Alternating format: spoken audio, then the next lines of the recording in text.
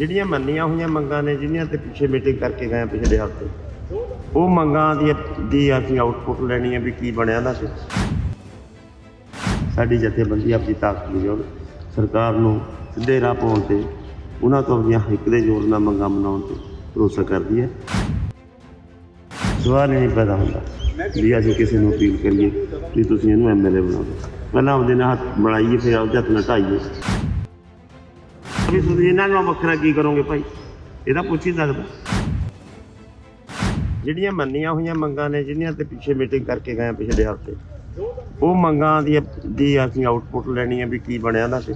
Case ਵਾਪਸੀ ਵਾਲੀ 'ਤੇ ਕੀ ਬਣ ਗਿਆ, ਸ਼ਹੀਦਾਂ ਨੂੰ ਮਾਮਲੇ ਵਾਲੀ 'ਤੇ ਕੀ ਬਣ ਗਿਆ, 2 ਲੱਖ ਕਰਜ਼ਾ 5 ਏਕੜ ਤੱਕ ਦੇ ਕਿਸਾਨਾਂ ਦਾ ਮਾਫ਼ ਕਰਨ ਵਾਲੀਆਂ ਗੱਲਾਂ 'ਤੇ, ਨਰਮੇ ਦਾ ਜਿਹੜਾ ਮਾਮਜਾ ਦੇਣਾ ਸੀ ਉਹ 'ਤੇ ਕੀ ਬਣ ਗਿਆ, ਖੁਦਕੁਸ਼ੀਆਂ ਪੀੜਤ ਨੂੰ ਜਿਹੜਾ ਮਾਮਜਾ ਦੇਣਾ ਸੀ, ਉਹ ਗੱਲਾਂ ਕੁਛ ਇਹਨਾਂ ਦੀਆਂ ਮੰਨੀਆਂ ਹੋਈਆਂ ਮੰਗਾਂ ਸੀਗੀਆਂ।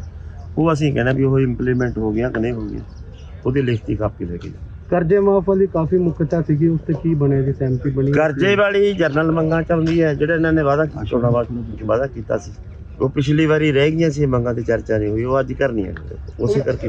ਨਰਮੇ ਦੇ ਗੁਲਾਬੀ ਸੁੰਡੀ ਦੇ ਮਾਮਲੇ ਦੀ ਗੱਲ ਹੈ, ਖੁਦਕੁਸ਼ੀ ਪੀੜਤ ਪਰਿਵਾਰਾਂ ਨੂੰ ਮਾਮਲੇ ਦੀ ਗੱਲ ਹੈ, ਸ਼ਹੀਦਾਂ ਦੇ ਮਾਮਲੇ ਦੀ ਗੱਲ ਹੈ, 5 ਏਕੜ ਤੱਕ ਦੇ ਕਿਸਾਨਾਂ ਦਾ 2 ਲੱਖ ਮਾਫ਼ ਕਰਨ ਵਾਲੀ ਗੱਲ ਹੈ, ਗੜੇਮਾਰੀ ਨਾਲ ਝੋਨੇ ਦਾ ਤੇ ਕਣਕ ਦਾ ਹੋਏ ਨੁਕਸਾਨ ਦੇ ਮਾਮਲੇ ਦੀ ਗੱਲ ਹੈ, ਕੇਸਾਂ ਦੀ ਵਾਪਸੀ ਵਾਲੀ ਹੈ, ਇਹ ਤੇ ਟੋਲ ਪਲਾਜ਼ੇ ਦੇ ਰੇਟ ਨੇ ਜਿਹੜੇ ਵਧਾਏ ਨੇ ਉਹਨਾਂ ਦੀ ਵਾਪਸੀ ਵਾਲੀ ਗੱਲ ਹੈ। ਇਹ ਮੰਨੀਆਂ ਹੋਈਆਂ ਮੰਗਾਂ ਨੇ। ਜਿਹੜੀਆਂ ਜਰਨਲ ਮੰਗਾਂ ਨੇ ਸਾਡੀਆਂ, ਜਿਵੇਂ ਕਰਜ਼ਾ ਖਤਮ ਕਰਨਾ, ਪੂਰਾ ਕਰਜ਼ਾ ਖਤਮ ਕਰਨਾ, ਨਸ਼ਾ ਖਤਮ ਕਰਨਾ, ਘਰ ਘਰ ਜੀਵਨ ਨੌਕਰੀ ਦੇਣੀ, ਇਹ ਚੋਣਾਂ ਦੇ ਵੇਲੇ ਵਾਅਦੇ ਕੀਤੇ ਨੇ 2017 'ਚ ਕੈਪਟਨ ਸਾਹਿਬ ਨੇ। ਉਹੀ ਸਰਕਾਰ ਸੀ, ਇਹਨਾਂ ਦੀ ਸਰਕਾਰ ਸੀ। ਉਹਦੇ ਬਾਰੇ ਪੁੱਛਣਾ ਵੀ ਆਹ ਚੋਣਾਂ 'ਚ ਵਾਅਦੇ ਕੀਤੇ, ਦੱਸੋ ਤਾਂ ਕਰੋ ਕੀ ਬਣਾਉਣਾ। ਉਹ ਸਾਡਾ ਤਾਂ ਬਹੁਤ ਸਪਸ਼ਟ ਤੇ ਸਾਫ਼ ਹੈ, ਅਸੀਂ ਨਾ ਚੋਣਾਂ 'ਚ ਖੜੇ ਹੋਣਾ, ਨਾ ਅਸੀਂ ਕਿਸੇ ਦੀ ਸਪੋਰਟ ਕਰਨੀ। ਵੋਟ ਜਿਹਦੀ ਮਰਜ਼ੀ ਕੋਈ ਪਾ ਦੇਵੇ, ਸਾਡਾ ਇਹ 'ਤੇ ਭਰੋਸਾ ਨਹੀਂ। ਸਾਡੀ ਜਥੇਬੰਦੀ ਆਪਣੀ ਤਾਕਤ ਦੇ ਜ਼ੋਰ ਸਰਕਾਰ ਨੂੰ ਸਿੱਧੇ ਰਾਹ ਪਾਉਣ 'ਤੇ ਉਹਨਾਂ ਤੋਂ ਆਪਣੀਆਂ ਹਿੱਕ ਦੇ ਜ਼ੋਰ ਨਾਲ ਮੰਗਾਂ ਮਨਾਉਣ 'ਤੇ ਭਰੋਸਾ ਕਰਦੀ ਹੈ। ਪਹਿਲਾਂ ਇਸ ਤਰ੍ਹਾਂ ਦਾ ਹੋਇਆ ਤੇ ਅਸੀਂ ਉਸੇ ਸਾਥੀਆਂ ਦੇ ਨਾਲ ਸਵਾਲ ਹੀ ਨਹੀਂ ਪੈਦਾ ਹੁੰਦਾ ਵੀ ਅਸੀਂ ਕਿਸੇ ਨੂੰ ਅਪੀਲ ਕਰੀਏ ਵੀ ਤੁਸੀਂ ਇਹਨੂੰ MLA ਬਣਾ ਦਿਓ। ਪਹਿਲਾਂ ਆਪਦੇ ਨਾਲ ਹੱਥ ਬਣਾਈਏ, ਫਿਰ ਆਪਦੇ ਹੱਥ ਨਾਲ ਢਾਈਏ। ਇਹ ਸਾਡੀ ਪਾਲਿਸੀ। ਦੇਖੋ, ਜਿਹੜੀਆਂ ਪਾਰਟੀਆਂ ਸੱਤਾ ਸੀ ਉਹਨਾਂ ਨੂੰ ਸਵਾਲ ਕਰਨ ਦਾ ਹੈ, ਜਿਨ੍ਹਾਂ ਨੇ ਸੱਤਾ ਸਾਂਭੀ ਹੈ ਜਾਂ ਸੱਤਾ ਸਾਂਭਣ ਜਾ ਰਹੀਆਂ ਇਹਨਾਂ ਨੂੰ ਸਵਾਲ ਕਰਨ ਦਾ। ਕਿਸਾਨ ਯੂਨੀਅਨ ਆ ਤਾਂ ਹੁਣ ਕਿਸਾਨ ਯੂਨੀਅਨ ਨੂੰ ਤੁਸੀਂ ਕਿਹਨੂੰ ਕਹੋਗੇ?